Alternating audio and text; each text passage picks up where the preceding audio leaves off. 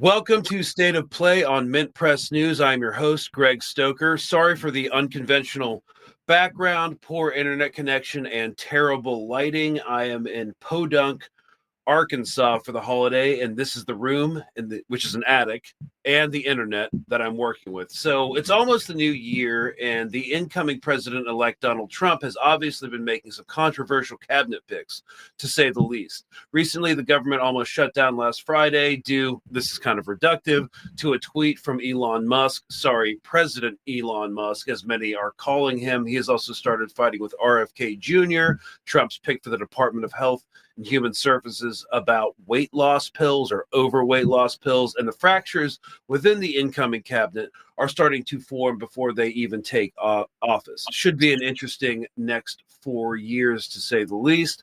But today we are going to be focusing on the military under Trump, specifically with Pete Hegseth as the Secretary of Defense. We'll also touch on Tulsi Gabbard, potentially as the DNI, the Director of National Intelligence, but mostly Hegseth, and how this will impact the U.S. military as it prepares for future conflicts, the most pressing of which is a potential confrontation with China over the Strait of Taiwan. And, you know, even if Hegseth isn't nominated, or he doesn't get the seats, it's still deeply problematic in terms of President-elect Trump's view of how to run the military as the head of the executive branch. So to that end, we are joined by Major General Dennis Laich, retired from the U.S. Army in 2006 after more than 35 years of service. His last assignment was commander of the 94th Regional Readiness Command at Fort Devens, Massachusetts, where he commanded all Army Reserve soldiers in the 6 New England states. For the last 14 consecutive years of his career, he served in command positions Iraq, Kuwait, Germany, and the Netherlands, Honduras. He's a graduate from the Army War College, the Command and General Staff College, and the National Security Management Program. He also completed postgraduate studies in national and international security at Harvard University's Kennedy School of Government. He currently serves as the director of the Patriots program at the Ohio Dominican University and is author of the book Skin in the Game, Poor Kids and Patriots. Major General Laich opposed the Iraq War while he was still in active service. Welcome, Major General. Thanks so much for taking the time to come on. Great to be with you today. All right, so first of all, for the audience, I'm going to give you, I pulled a CNN clip about Peter Hegseth just to contextualize what we're going to talk about. And I'm just going to play it. He's a deeply problematic candidate, and we are going to basically focus on that real quick. But anyways, here's a recent CNN clip from 2 days ago. Trump's pick to lead the world's most powerful military is facing new questions tonight. The concerns stem from new reports that former Fox News host Pete Hegseth was forced out at 2 veterans groups because of alleged financial and sexual misconduct. The Army veteran and Fox News host was forced to step down as head of the nonprofit Concerned Veterans for America in 2016.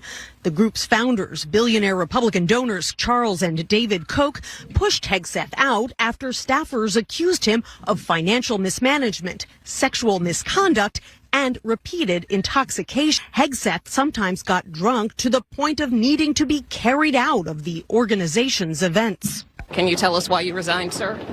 When you were at Concerned Veterans for America, were you ever drunk while traveling on the job? I'm not going to dignify that with a response. This is ridiculous. Well, one thing trash. to know that Pete Hegseth has actually denied these things. He's just avoiding questions about them. But if I may, that is a very long article. I agree with you. There's a lot of things that Pete has allegedly done.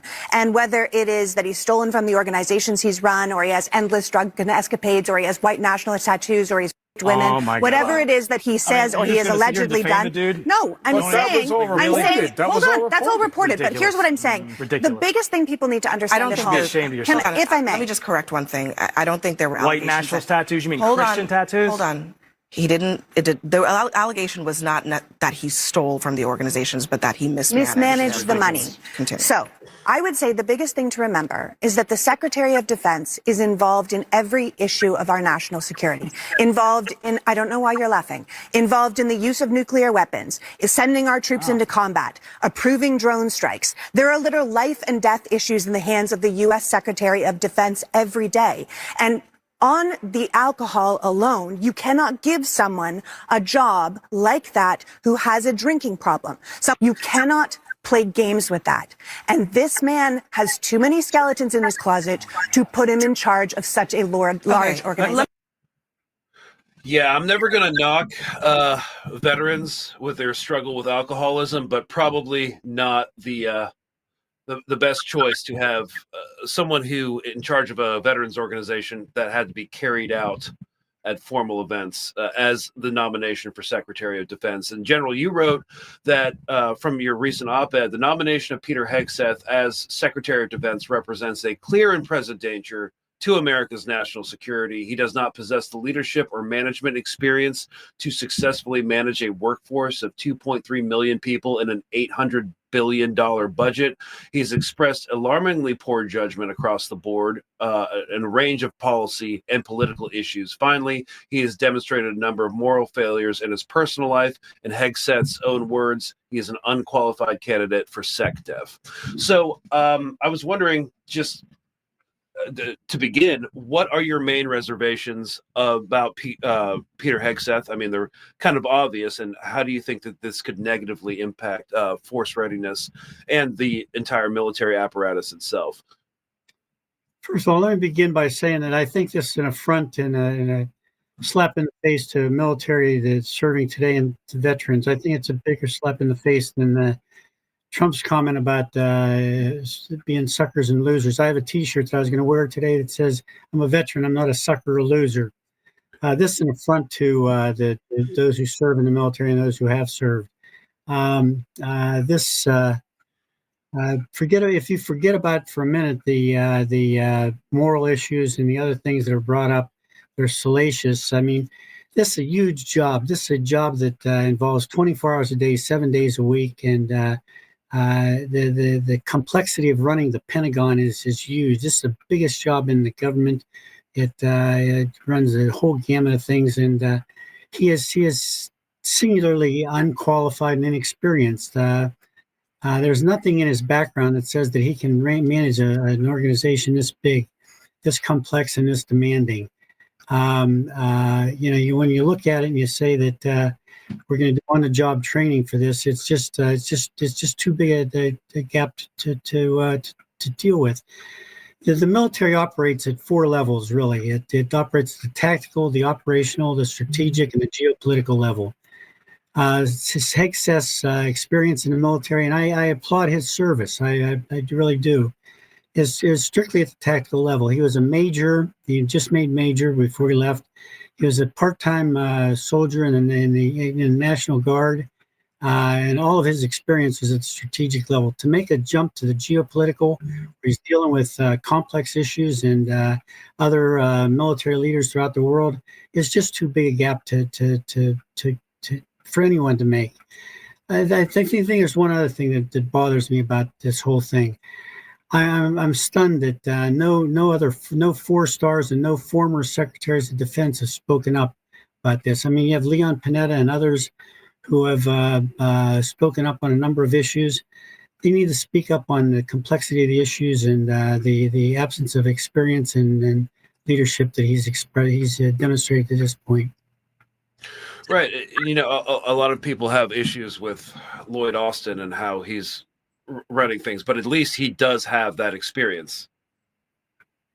Absolutely. One of the things that I was concerned about with Lloyd Austin, I advised one of the senators who I work with closely to not vote for his exemption from the 5-year rule, because I think we have 2 people here who lead the military, the chairman of the Joint Chiefs and the Secretary of Defense, who have parallel experiences. I mean, both of them have 40 years, 30 years in the military, and both of them have the same experience. And you need a breadth of experience and difference of opinion that it's not there now.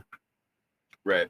And just for the audience, when the general says the military operates at 4 levels, tactical, operational, strategic, and geopolitical, when he says tactical, that's just like boots on the ground within a certain, like, smaller operations within a certain area of operations. So like confined to a certain region or province, the operational level's more like the entire battle space in general, like the entire theater, like Iraq, Afghanistan. And then when you get into strategic, it becomes very political. But yes, he is just a tactical officer. I don't think he even did time at division staff. It just seems like he was a company commander in the National Guard, never above the company level. So that's hugely concerning. And when it comes to, more strategic and geopolitical concerns, being a pundit or a Fox News host, a weekend Fox News host, doesn't really qualify you that. And beyond his professional experience, he wrote that, quote, "I have found that his own commentary that solidifies his lack of qualification for the position, as expressed through numerous interviews in his own book. There are a plethora of examples that represent what I believe to be politically poor and divisive judgment." So as the Secretary of Defense, he should probably, I don't know, be giving a certain a unifying message to the politically, or be like apolitical and just be concerned with running the military, which is essentially an incredibly political job. However, the rhetoric he's giving about DEI in the military, CRT, critical race theory, he has a huge issue with women in combat arms. How do you see this affecting the military going forward, if he is put in charge as SecDef? Let me preface that with one thing. I have here his book, which I've weathered my way through, and it's ironic because if you just look at the cover, the dust cover of the book. Can you show it to camera? The three things that strike me. First one is the inverted American flag. Mm-hmm. The second one is that there are no endorsements on the back of the book. There's no quotes from anyone who reviewed it. No quotes for someone in the military and high levels saying that this is a good book and it should be read, et cetera, et cetera. The other one is that on the front, it says, "Behind the betrayal of the men who keep us free, 24% of the active component today is women. The all-volunteer force just does not work without the participation of women in the military." So that's something that gets you. The other one is that if you then look inside the dust cover, you see absolutely no footnotes through the entire 208 pages of the book. So I characterize it as more of a manifesto than a book. Mm-hmm. So that's the first thing. But if you go a little further and you say that his political comments are just outrageous. I mean, he says that in May 2024, he says, "Democracy, democracy, defend democracy. You know what our founders did not want us to be? It's democracy." He said that. These are quotes. He says that he added that he supports election rigging through gerrymandering to screw Democrats. Back in 2018, he said Democrats who won the 2020 elections, there would be a national divorce, that the military and police will be forced to make a choice. And yes, there will be some form of civil war. I mean, these are comments that are political in nature, but divisive and don't speak well. I mean, he disparages Democrats specifically and very, very brutally throughout the book. Yeah, and you wrote that he also stated the conservatives must, quote, "mock, humiliate, intimidate, and crush our leftist opponents in order to deal with a left that he equates with sedition." Just in terms of political theory, not to get too pedantic, but Democrats are inherently not leftists. It's just the rhetoric that he uses. This kind of concerns me because it could be like called out as straight up like fascist rhetoric, to do whatever to destroy democracy in order to beat a left-wing opponent. Yeah, it's scary. It really is when you think about it. I think in the book, I think to go back to the book, I think that the book was written for an audience of one. That audience was Donald Trump. Mm-hmm. This book, this recent book, the most recent one that he wrote, the one I just put up, is a job interview. That's an interesting interpretation. I mean, like, there has been a precedent of Fox News hosts using their platform to speak and communicate directly with Donald Trump. So with President-elect Trump, what do you think is the motivation for picking Pete Hegseth? Like, there has to be better candidates. I remember when he was first coming in 2016, he chose Marine Corps General Mattis, who had a very good reputation amongst the ranks. I mean, he did a lot of problematic stuff in Iraq, especially with like the how am I blanking on that? Giving clemency to the Haditha massacre Marines and stuff. But beyond that, he was very well regarded. So what exactly, like, how do you interpret this change from choosing someone originally like Mattis to Pete Hegseth? I think that part of the problem, and I'm not sure, but I speculate that if Mattis were to be offered the job today, he wouldn't take it. Mm-hmm. Let's be serious about it. I mean, who has benefited by who was a traditionally conservative Republican who got involved with Trump going back to the campaign and benefited in their career from it? I don't think there are many people who are qualified who would participate in a Trump campaign. I think that's part of the problem here. I was challenged the other day when I wrote this op-ed and it was published. Someone said, "Well, who would you nominate? Who should Trump nominate instead of him?" I couldn't come up with anybody. I think that it's part of the problem. I think it's part of the problem that we'll have throughout the campaign. I had a very close friend who is a lifelong Republican who participated in the George W. Bush administration, and I asked him if he would, during the first Trump administration, whether he would participate in the administration if invited. He said no, and I said why, and he said two reasons. The first one is I don't agree with him, but the second one is that I don't have $250,000. What do you need $250,000 for? He says attorney's fees. He anticipated that there would be a great deal of corruption and legal maneuvers during the campaign. He didn't want any part of it. Think about it. Who's benefited? Whose reputation has been enhanced by their involvement with Trump in the campaign and in the administration? Literally no one. Giuliani is homeless today as a result of it. The amount of qualified individuals who resigned or were forced out for challenging Trump during the first administration, it signals to any qualified individual that getting aboard the Trump train is a loser and exposes you to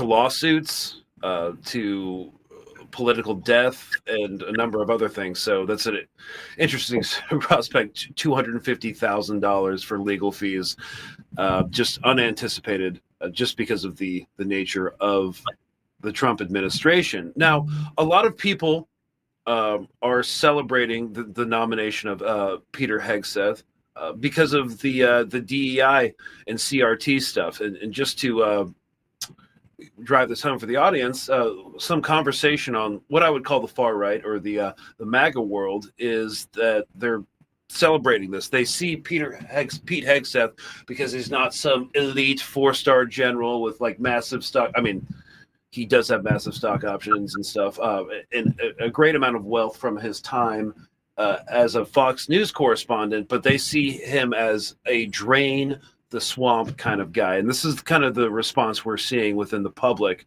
within certain circles. President Trump's selection of Pete Hegseth to be Secretary of Defense has been quite controversial, but you can understand why after watching this based clip of him taking down the deep state. Take a look. So, in case you're not tracking the new lingo of Gen Z based means, very clear, very prescient, and very astute. Based. A based take is astute. Look. Well, first of all, you got to fire. You got to fire the chairman of the Joint Chiefs, and you got to fire this. I mean, obviously, you're going to bring in a new Secretary of Defense, but any general that was involved, general, admiral, whatever that was involved in any of the DEI woke shit, it's got to go. Either you're in for war fighting, and that's it, and that's the only litmus test we care about. you got to get DEI and CRT out of military academies, so you're not training young officers to be baptized in this type of thinking. There's an ethos change. I mean, there's a reason people don't want to serve, because they don't trust that their senior leaders are going to have their best interest in mind in combat. Okay, so he's given this rhetoric that all that matters is like war fighting and combat, and DEI and critical race theory are antithetical to that. And I don't know. That's not been my experience. I grew up during the don't ask, don't tell thing. And, when that got repealed, everyone thought it would be the death of the military, but we were still doing active combat deployments to Afghanistan, and it literally changed nothing. So do you see this conversation about DEI and critical race theory in the military as an actual problem, or more about like a culture war issue? He refers to it as wokeness and the woke theories, and there's no evidence. There's absolutely no evidence that the idea of wokeness, however you define it, adversely impacts readiness or lethality or whatever term you want to use. The idea that it does is part of the culture wars that come from the right, and he's the apostle of it. He's the poster child for that theory. There's nothing at all that says that that's the case, but he's latched onto it, and it's appealing to some, but it also creates some problems. I mean, one of the problems we had with the January 6th was the extremists who were part of the military and participated. I mean, this is something that we can't have. And now Trump is talking about pardoning all of these guys who are in prison now for sedition and interrupting the operation of the government. And this is scary stuff. But there's no evidence that wokeness is a problem for the military. As a matter of fact, I think that if anything, the Hegseth philosophy will adversely impact the recruiting in the military. I mean, when you think about it, he has offended specifically all the Democrats with some of his quotes. And now he offends 50% of the Republicans in a 50-50 nation, the women. So 75% of the population would have to volunteer to serve in a Hegseth-led military where the leader has disparaged them at the fundamental level. That doesn't speak well for recruiting issues. Yeah, sorry, just stay in studio. I'm having connection issues at my place, so I will be back on ASAP. Don't exit out the window or anything. I'm coming back on. Okay. All right, sorry about that. 1 sec.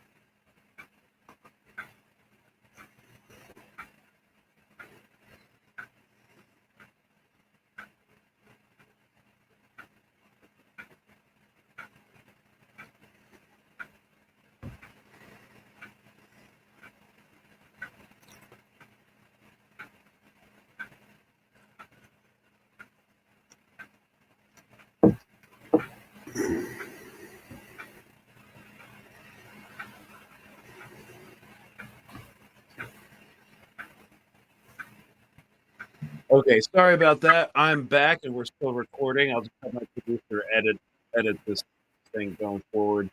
I wanted to bring up an article from Stars and Stripes that was published a while ago. Hey, Greg. 1 second.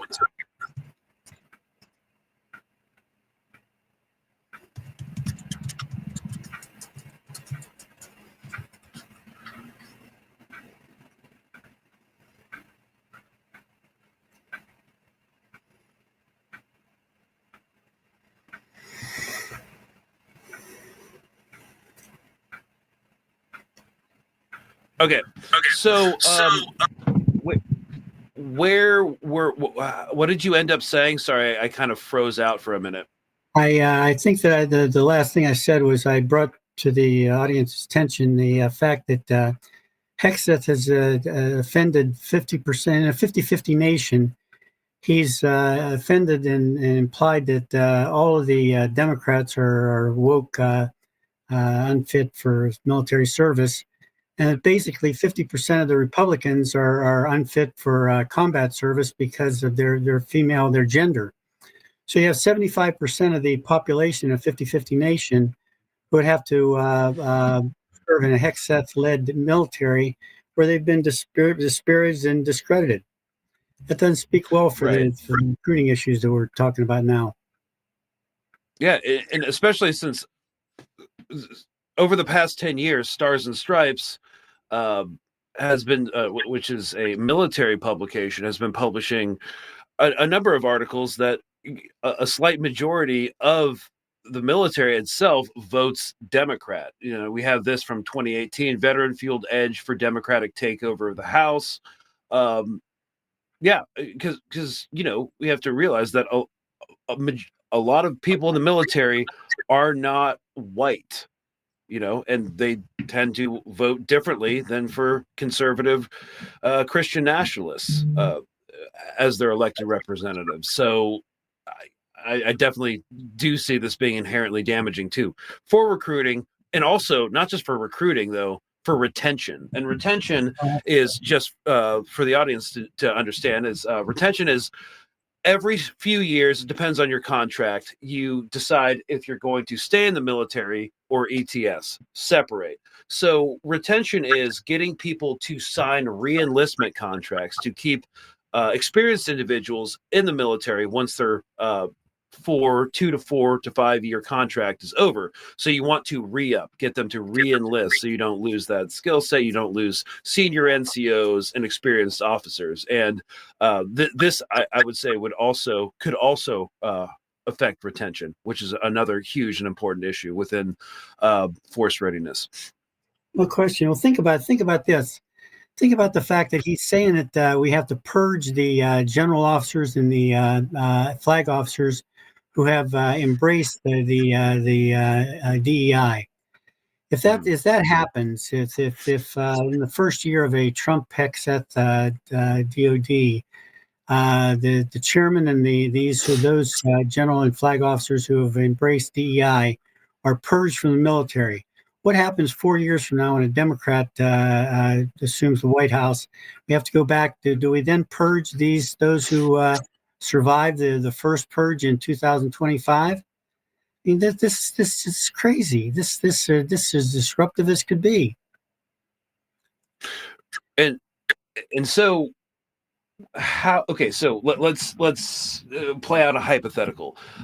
We have this, we talked about this the last time you were on, General, this intractable recruiting crisis. There's no salient way or clear way to solve it at the moment.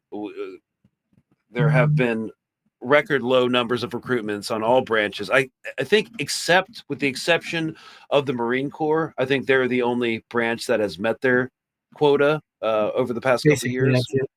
The Marines always do well. The Marines appeal to a certain segment of the American public.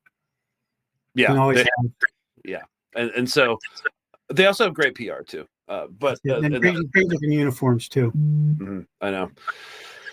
The uniforms are a big bonus. But so aside from the Marine Corps, there's a massive intractable recruiting crisis. You talked about how couldn't necessarily be resolved in any easy way. You've written an op-ed about how a national draft with no exemptions, because I know during Vietnam, the huge problem was a class exemption, where if you had certain political connections or you came from a certain demographic, that you could get out of the war. And we see a lot of our politicians as draft dodgers: Trump, George W. Bush, Clinton, that were able to get out of service in Vietnam, and that was a huge issue. So you wrote an op-ed about how a national draft with no exemptions could be beneficial to fix this problem. But how would you implement it? Would it ever be implemented? Would senators and congressmen vote for that if their kids could be drafted? Who knows? But how will this disruption to the military, in conjunction with the potential purge under Trump of DEI wokeness and the recruiting crisis, that can't so easily be resolved, how will that affect the military and U.S. foreign policy going forward?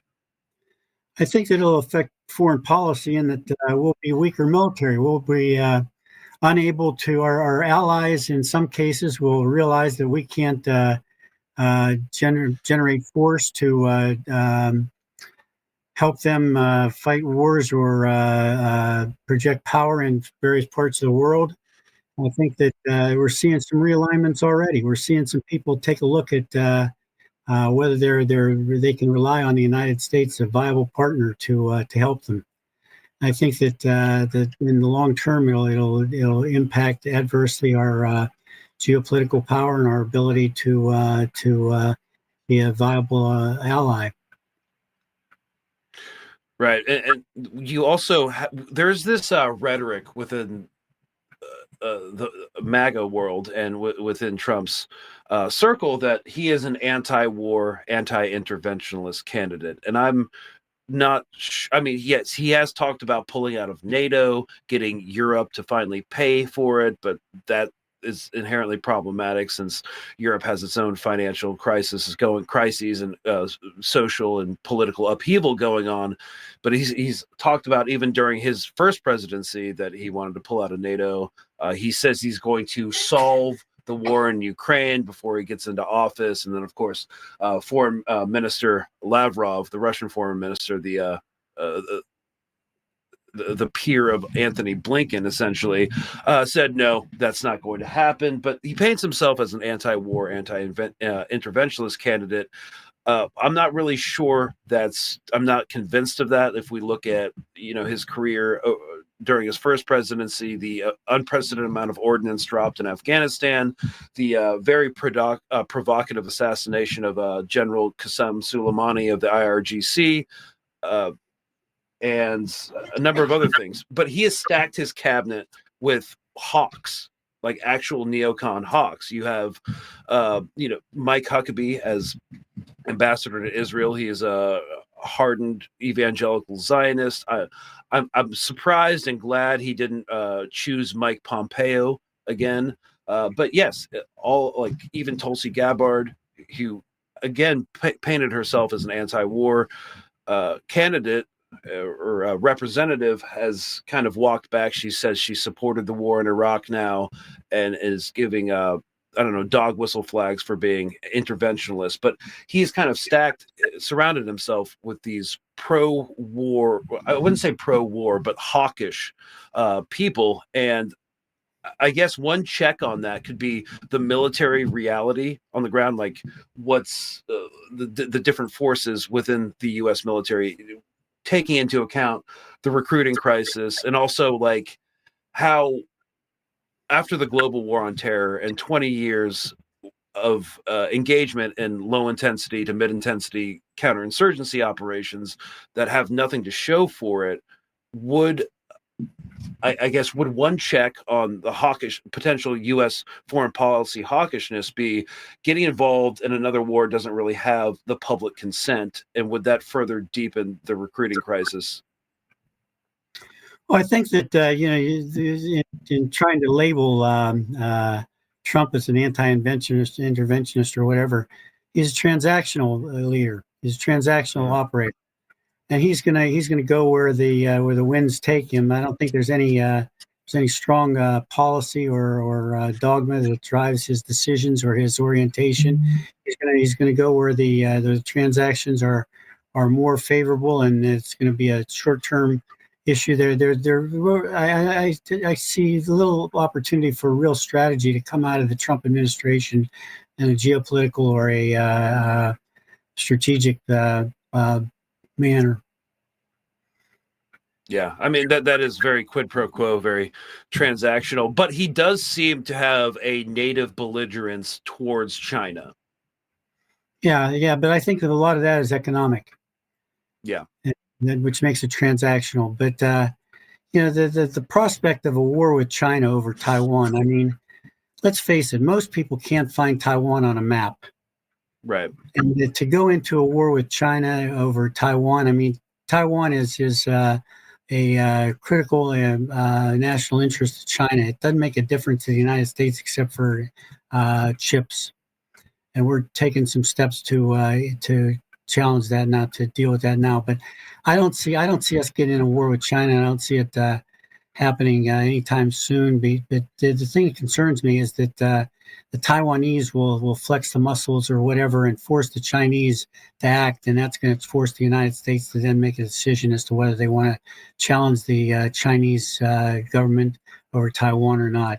I think it's a disaster if we get into a war with China. We're talking about 7,000 miles away. We're talking about a situation where we'd have a hard time manning the military. We'd have a hard time facilitating the industrial base. The industrial base today is deficient in terms of shipbuilding and other measures. I mean, we couldn't supply enough 155 millimeter shells to Ukraine in a limited war. And the other thing is we're 35 trillion in debt. And how do we need manpower, we need material, and we need money to fight a war, especially against a peer competitor? We don't have any of the three, or they're in jeopardy. Right, and I was just reading a couple weeks ago a war games report from the Center for Strategic and International Studies, where they estimated that over a high intensity conflict over the Strait of Taiwan, we'd run out of munitions within a couple weeks. Yeah. The real danger, though, in most of these simulations is that we end up rattling a nuclear weapon.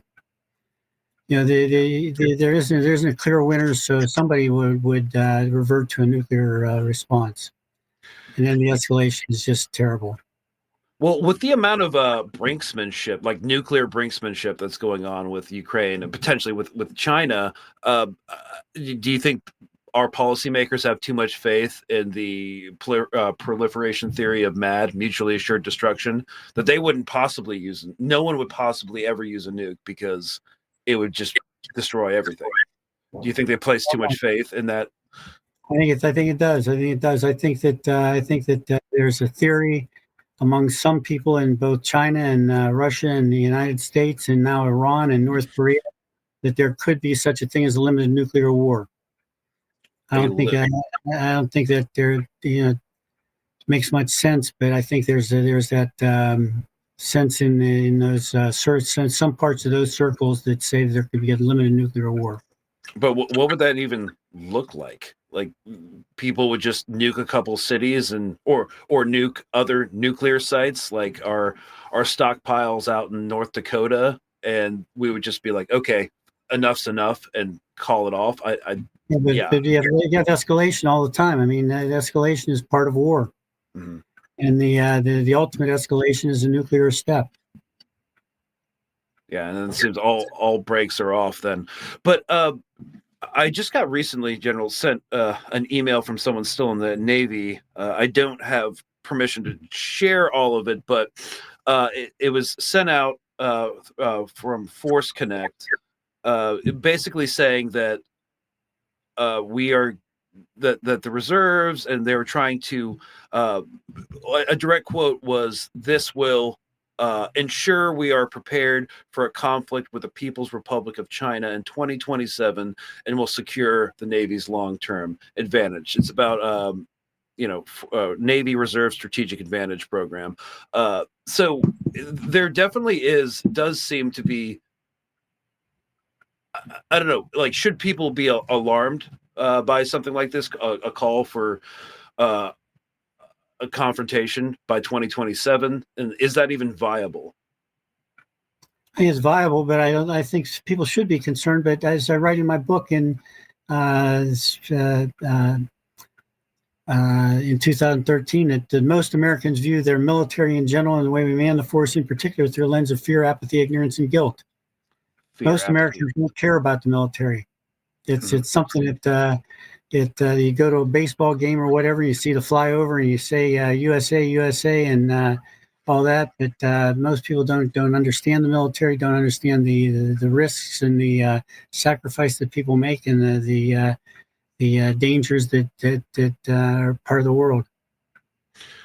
Yeah, and people forget that's also been a great trend throughout history. World War I, as people will recall, was called the war to end all wars. It was so horrific that another war would never be fought again. And then a couple decades later, look what happened. So I guess I'm kind of optimistic when I mean, when we talk about like the Vietnam syndrome, the idea that, what happened to the American people during the Vietnam War was so incomprehensible and damaging that another Vietnam wouldn't happen again. But we keep seeing this wars. Like you could argue that there's a GWAT syndrome, that there's this kind of hesitance now to engage in direct conflict after the global war on terror yielded, well, you could argue the American people nothing. So now we're seeing proxy conflicts crop up, but there is a reticence to engage in actual high visibility, boots on the ground conflict. So I guess people generally do forget, but your quote was apathy, ignorance. Yeah. How do you gauge the in generalized terms, the American people's appetite for a new high visibility conflict? I don't think they recognize the danger. But let me just touch on one thing. We said that we would learn lessons from Vietnam. If you applied the lessons of Vietnam that Colin Powell outlined, the Powell Doctrine of 8 points that we should consider before we entered another war, and we weighed those against going into Iraq, we would not have gone into Iraq. We had no exit strategy. We had no clear mission. We had we didn't have support of the American people. And I would say that before we entered another war, Congress should have to debate the war's efficacy on those 8 points plus 2 others. They would have to tell us how many people will die, how many American soldiers, sailors, airmen, and Marines will die, and from what socioeconomic class they'll come, and what it'll cost us.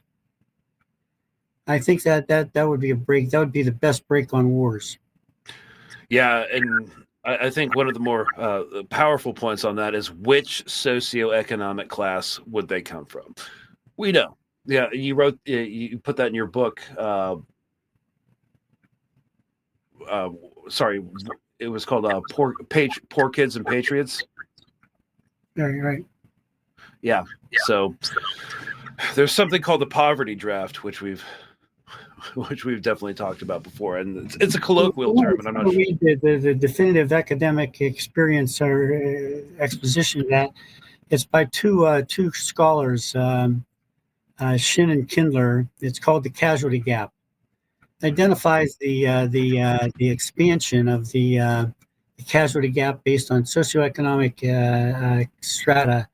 And it starts with the Vietnam War. It actually expands in Iraq and Afghanistan because of the volunteer basis of the participation. I mean, rich kids do not generally enlist in the military. It's poor kids and patriots. Yeah, I can definitely. I mean, I grew up in boarding schools and I enlisted, but that was a very extenuating circumstance. I had my own reasons for doing it, but yes, kind of an outlier in that, especially when, going through basic training and stuff like that. So the book is titled "Skin in the Game: Poor Kids and Patriots." Mm-hmm. Yeah, and we will link that in the description so you guys can check it out. But to kind of start to wrap this up, General. Pete Hegseth, coming back to him, I guess, do you think he could actually be confirmed? Yes, I do. Unfortunately, I think it's possible that he could, especially if Trump does the what do you call it, the recess appointments. Recess appointments, he could get that. I think that the other thing is that it's unlikely. I mean, when you look at the whole cast of characters to be considered, you have Tulsi Gabbard, you have Kennedy, you have Kash Patel. I mean, it's a whole host, and somebody's going to be sacrificed, somebody's not, and somebody's going to sneak in because others have been sacrificed. Hegseth might be the guy that makes it. I will say that I would love to see I'd love to see him make it to the Senate Armed Services Committee, because I'd love to see the dialogue between he and Senator Duckworth, because he says that women have no place in combat. Senator Duckworth, who will sit there with in her wheelchair with 2 legs gone, and he'll try to convince her that she had no place in combat. I want to see that one. Wow. Okay. Yeah, that would definitely be an interesting exchange. And I don't see how that would play well. I don't think there's anything he could do rhetorically unless he walks back his entire position during the hearing. But it's, I mean, she is a class act. I've had a number of dealings with her, and she's a class act, and I think that'd be a very interesting dialogue to take place in a Senate hearing.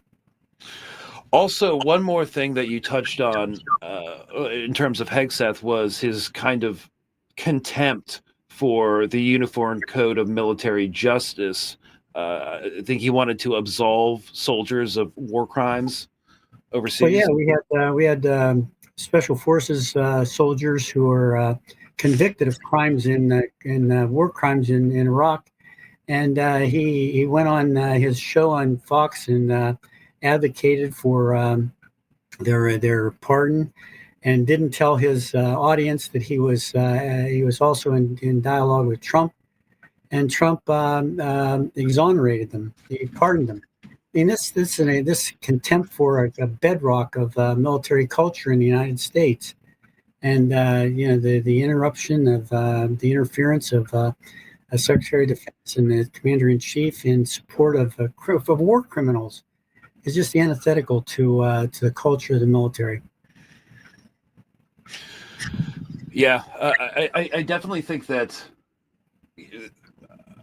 my experiences in Afghanistan definitely turned me into like an anti-war activist. But there was always like a sense of honor that, whether or not that played out on the ground, that there was a rule of law and there was a code of conduct, and now it just kind of seems like all of these institutions, these like the morality, whether someone agrees with it or not, beyond like the moral bedrock of these institutions is being not just within the context of the military, but within the context of the Justice Department and everything is being degraded under. It is under threat during a second Trump presidency. There's this dialogue about, kind of questioning whether the First Amendment and the freedom of speech and the right to protest is actually valid. You have people like Hegseth saying, democracy, democracy. The founding fathers never intended for America to be a democracy. Even if Hegseth is not confirmed to be the SecDef, I'm sure another problematic candidate would be found. Do you see that this continual trend to question the moral bedrock of the military and other institutions to continue under a Trump administration? And are you concerned about it? I am concerned. I think it will continue, but I think that Hegseth is like the poster child of this advocacy for this disruptive orientation in the military, and I think that there will be others that come up, and there'll be a compromise. But I think that he is singularly unqualified and unprepared to lead the Pentagon. Right. Well, in closing, is there anything else? Yeah, let me point out one thing. I am not in advocating for Hegseth to not be successful in this nomination. I'm not an apologist for the Pentagon. There are a number of issues that I take seriously where we're failing, and general officers, flag officers are failing. The senior civilians in the Pentagon are failing. There's a lot of problems, but I think that Hegseth is not the guy to deal with them. They'll be there, but they'll be exacerbated by Hegseth, and he'll add to the problems. Right. I think you mentioned the inability to pass an audit as well. Yeah, I mean, you get an $800 billion that makes up the biggest discretionary part of our budget, and we're running $2 trillion deficits, and running $1 trillion in interest almost for a year, and yet we can't pass an audit. It's like giving your kids some money at the beginning of the month, and they say that 2 days into the month, they say, "Dad, I need more money." You say, "What'd you do with the money I gave you yesterday?" He said, "I don't know." And you give them more. Yeah, well, it doesn't make sense. There seems to be a thrust in this new incoming administration for increased oversight or a slashing of budgets. You see that with Elon Musk and Vivek with the Doge, the Department of Government Efficiency. And before we end, like one of the big things that they talked about was making these massive cuts to government spending, and a lot of that would come out of the VA as well. And that's just one thing I wanted to point out, that's also not good for recruiting. Being like, yes, we're going to cut VA, we're going to privatize the VA, we're going to cut spending, and the first thing that's going to suffer is not like actual healthcare services; it's mental health as well. Well, the VA budget, the VA, it's kind of interesting when you think about the VA budget. I often ask audiences, is the VA budget part of the defense budget? And audience say, gee, I don't know. But it's not, and it should be, because the VA budget is built, it's a liability that's built by the Pentagon. And if you look at the way we fought these last 20 years of war, we burned up a lot of people and created a liability for the VA that's just huge, and it's growing all the time. But the VA budget has gone from $40 billion in 2003 to almost $300 billion now. It's because of the way the Pentagon has fought these wars. We used up people. I said that in my book that there was concern in the Pentagon that we'd break the force, that we'd break the Marine Corps, we'd break the Army. We didn't break the force, but we broke tens of thousands of soldiers and Marines and airmen and naval and sailors and their families, and it caused the VA budget to skyrocket. What CFO or CEO of the United States would not like to have their medical liability be off their books? That's what they've done. The Pentagon has taken it off their books. They've handed it to the VA. We talk about the cost of war. If you go to Brown University and talk to the cost of war people, or you read Joseph Singlett's book, the $3 trillion war, you see that the expense of war is not distributed just in the defense budget. Right. It's also desperately trying to take care of all the people that suffered, or all the soldiers that fought. Yeah. And if you're in the recruiting business, you sit there and you say, wait a minute, if you're not going to take care of me when I get out, why should I come in? Exactly. So, I mean, of course, this presents a lot of issues for how the United States, as you mentioned before, conducts foreign policy going forward. But I do think some people see this as a welcome break in the war machine, or the U.S.'s ability to get involved in these frivolous forever wars that will net us nothing. Do you kind of agree or disagree with that idea, that this recruiting crisis, while alarming, does serve as a foreign policy break on interventionism? I don't know. I don't see anything that says that they will. I mean, we spent 20 years of war, and we were marginal. We had too small of an army, and if you go and read the work that Adrian Lewis did at the University of Kansas, we had too small an army the whole time. What we did was generated. We just recycled the same soldiers through the force, through the machine, through the grind. We had a 2-year cycle, or that you're to be out of combat when you're in for a year. But we went to 1-to-1, just chewed people up. I think we'll do it again. I don't think there's any guilt on the part of the American people or the administration or the command authority that says that we're not going to do that again. I think we would.